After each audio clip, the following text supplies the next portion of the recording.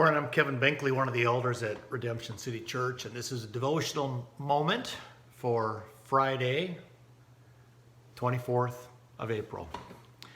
So I have a friend who is an Amish man. His name is John. He lives over in the St. Charles area. And he's full-blown Amish. No bathrooms in the house, windmill outside, chirping all day long.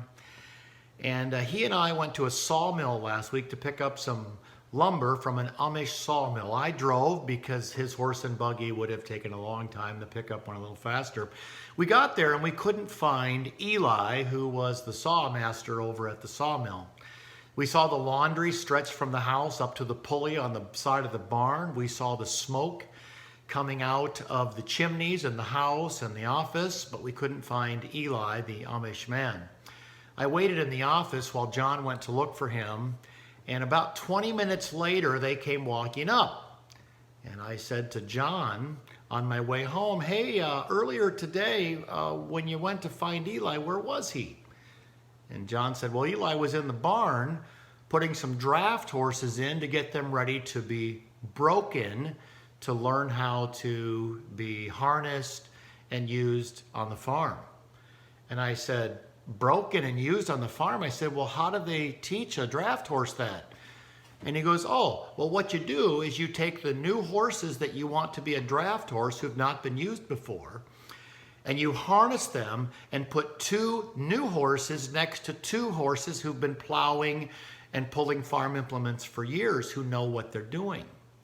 And the two new horses are harnessed next to the old school horses, and they learn to walk and pull a plow or pull a disc or pull a planter or pull a sickle rake in the field. Whatever is necessary, that's how they learn. You harness the new animals next to the experienced animals, and that's how they learn. He said the best way for them to learn is to do it on a plow because they just can't get away. It pulls too hard. And I thought, how interesting. How interesting that the way to teach a new animal to work like an experienced animal is to put them side by side and have them pulling the plow together. The Bible says that anyone who puts his hand to the plow and looks back is not fit for the kingdom of God. The Bible uses that kind of metaphor that we're plowing in the kingdom of God. We're working together. We are draft men and women in the army of God. I thought to myself, how fitting it is for us to think of that in the Christian life.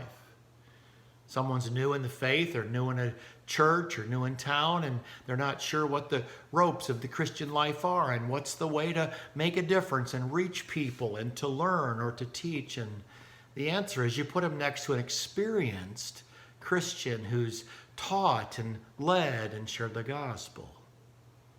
Philippians chapter 4, verse 9 says, do what you have learned and received and heard and seen in me, and the God of peace will be with you. Paul said, do what I've taught you. Do what you've learned next to me, and the God of peace will be with you. That's what I want for us. Two possibilities. Number one, maybe you need to ask someone if you can walk alongside them. Be a co-teacher or a co-group leader, or help someone who's already doing a task. Or maybe you need to be willing to offer to take someone under your wing. Maybe you're a teacher or a small group leader or a leader of a ministry, and you need to reach out to someone and say, hey, why don't you come alongside and help me? Think about that in your life.